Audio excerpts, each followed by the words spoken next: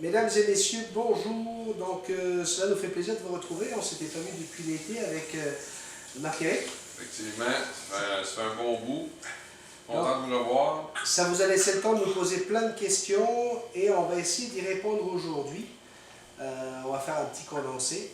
Alors d'abord, on va répondre à une abonnée qui a un gris du Gabon. Alors pour la comme Gringo, exactement, c'est pour ça que je t'avais demandé de l'amener aujourd'hui. Donc ce gris du Gabon va avoir 2 ans au mois de juillet. Ça fait quelques mois qu'elle l'a. Elle me pose la question, parce que sa mère dit que son oiseau est bipolaire, psychopathe et caractériel.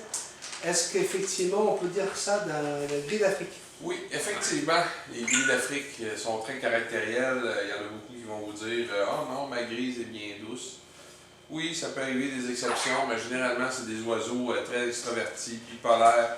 D'un instant à l'autre, ils peuvent sauter d'une humeur très câline à une humeur lâche-moi, je ne peux rien savoir. Ça, c'est tout à fait normal, c'est un gris d'Afrique. Quand on veut un gris d'Afrique, il faut accepter leur bon côté comme leur mauvais côté.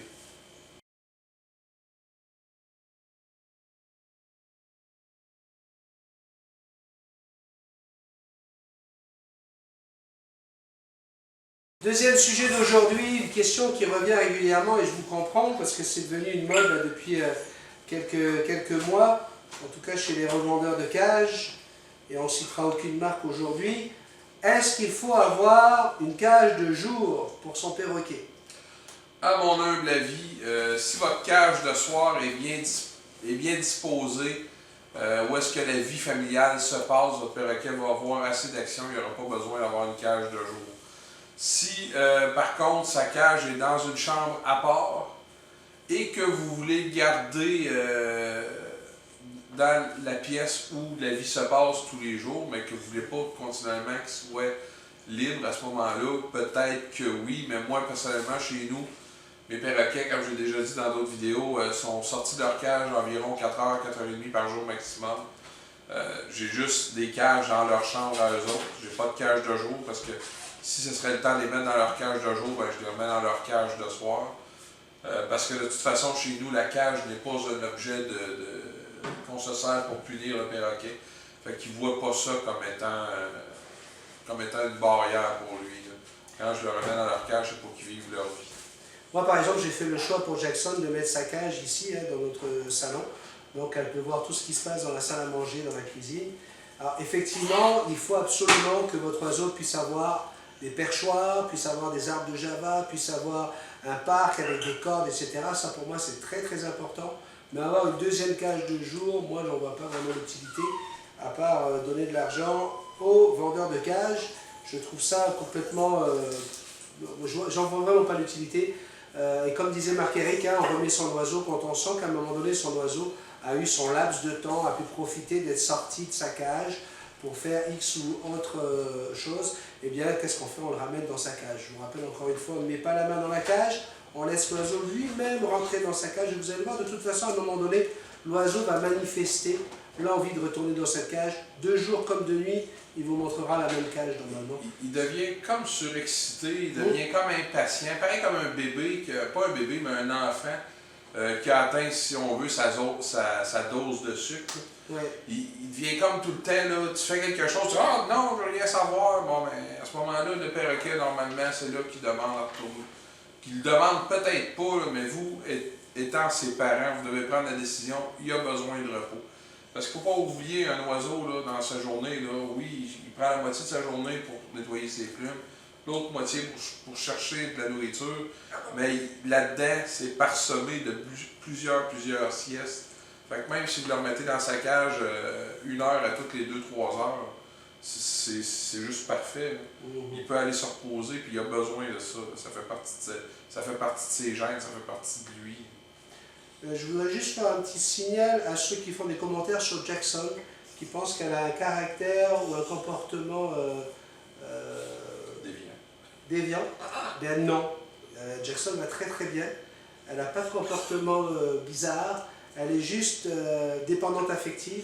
Donc c'est un animal qui ne supporte pas qu'on puisse parler au téléphone, qu'on puisse parler entre nous sans lui accorder toute l'attention. Et vous voyez, si je la prends comme ceci, puis que je décide de lui faire des gros câlins, eh bien, en quelques secondes, son comportement va complètement changer. Elle a compris, vous avez cette petite secousse d'aile là, qui montre le côté jouissif.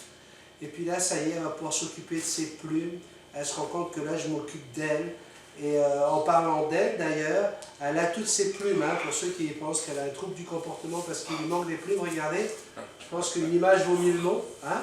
Voilà, elle a toutes ses plumes. Donc, pas de trouble du comportement. Ça, c'était juste une petite parenthèse. En passant, prochaine question. Est-ce qu'il faut laisser tranquille un perroquet? Un perroquet qu'on trouve dans une animalerie, par exemple. Hein, et ça, c'était à la suite de cette vidéo qu'on a tournée avec ce double franc jaune dans une animalerie, effectivement. Les gens se disent que tu n'avais pas à le prendre, il ne fallait pas le déranger. Il faut faire très attention, il n'y a plus de chiens. Donc, est-ce qu'il fallait le laisser tranquille, effectivement? Est-ce que c'est dangereux pour un perroquet comme ça, qui est dans une animalerie, de le prendre et puis d'essayer de le réveiller un petit peu? Ben, la raison principale pour laquelle j'ai fait ça, c'est que quand je suis arrivé à l'animalerie, les employés m'ont dit que, premièrement, il avait déjà été vendu et il avait été ramené à l'animalerie à cause trop agressif, pas capable de se faire prendre par personne. Fait que moi, le fait que j'aime les perroquets, je me donne le droit d'être mordu sans m'offusquer, parce qu'il y en a beaucoup qui prennent les morsures de perroquet comme étant une défaite personnelle, mais c'est pas ça en fait. Puis, fait que là, moi, j'avais décidé de voir s'il était agressif ou s'il avait peur des humains. Ce qui est deux comportements relativement semblables. C'est deux comportements relativement semblables, mais qu'au final, se traitent de manière extrêmement différente. Puis, ce que j'ai vu de ce perroquet-là, c'est qu'il avait peur des humains.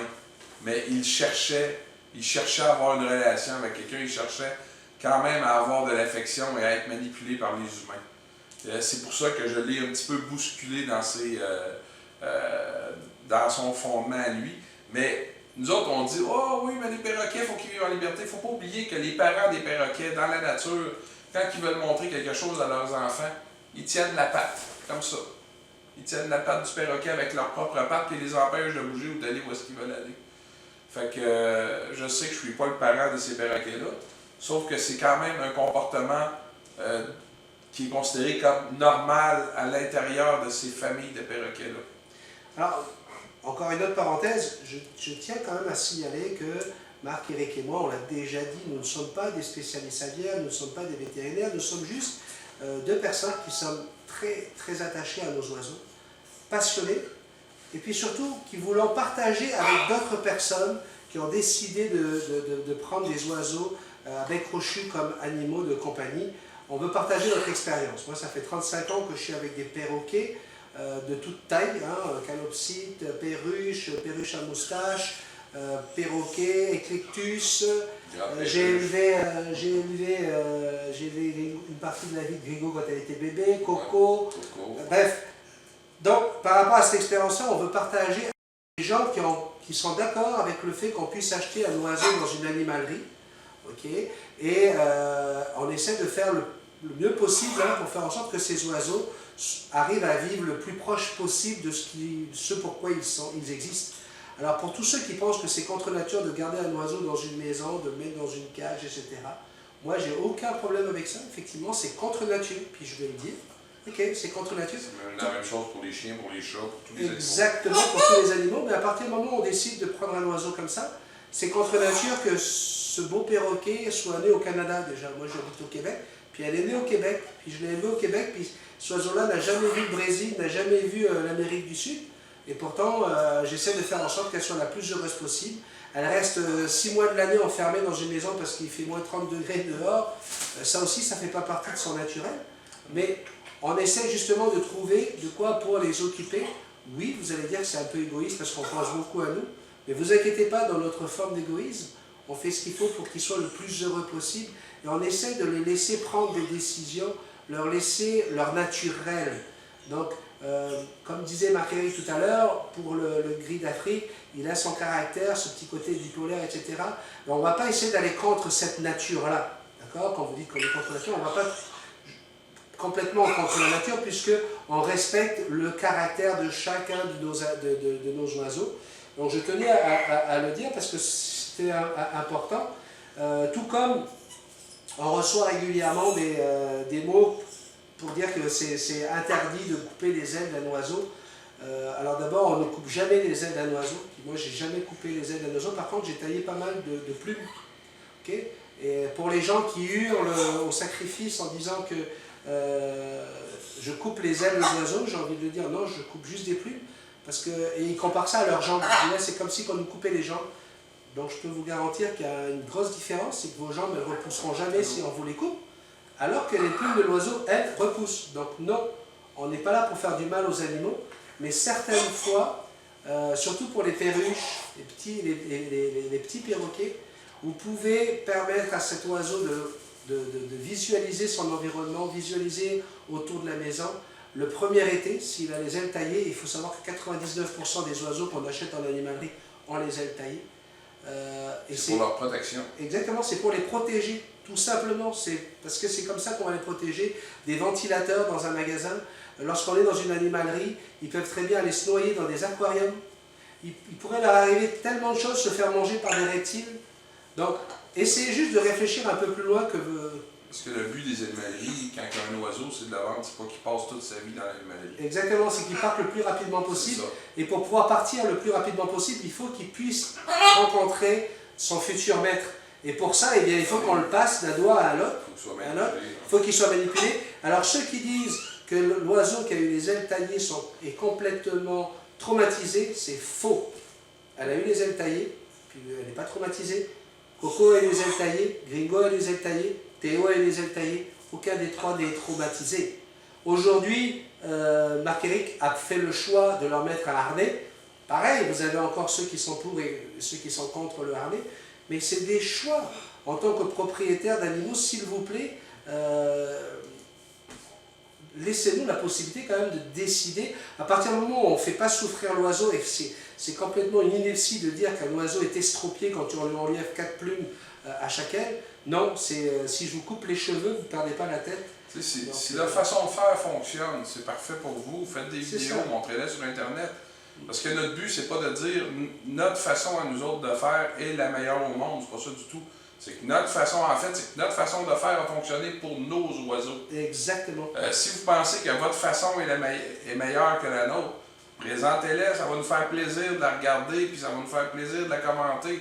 Puis, mais ça ne veut pas dire que votre façon va fonctionner. J'ai vu des...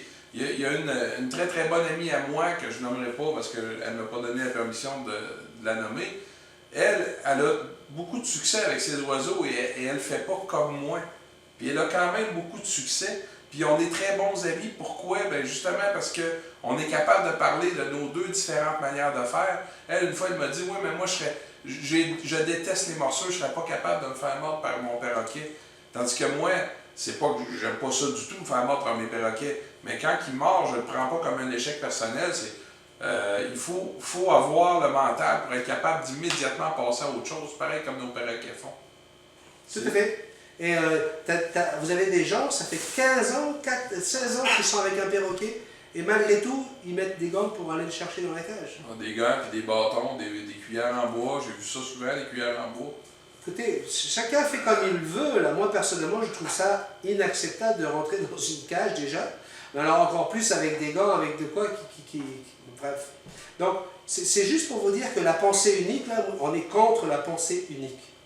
Okay? Donc, si c'est votre cas, eh bien, je peux comprendre que vous n'avez pas accepté tout ce qu'on est en train d'inventer. Mais nous, on est là pour aider tous les gens qui sont prêts à avoir une ouverture d'esprit. Si vous voulez en discuter, n'hésitez pas, laissez-nous des messages. Ça va nous faire plaisir d'y répondre. Vous pouvez même nous envoyer des vidéos. Hein. Aujourd'hui, j'ai mis la vidéo d'un de nos abonnés de France. J'ai aucun problème avec ça, ça me fera plaisir. Laissez vos messages, parce que tous vos commentaires peuvent être utiles à partir du moment où ce ne sont pas des insultes. Ça nous fera vraiment plaisir de les partager. Ça va peut-être aider quelqu'un que nos trucs n'ont pas fonctionné dessus. Exactement. Malgré qu'à date, j'ai pas vu beaucoup de monde que nos trucs n'ont pas fonctionné dessus. Les gens sont assez contents en général. Hein? Ouais.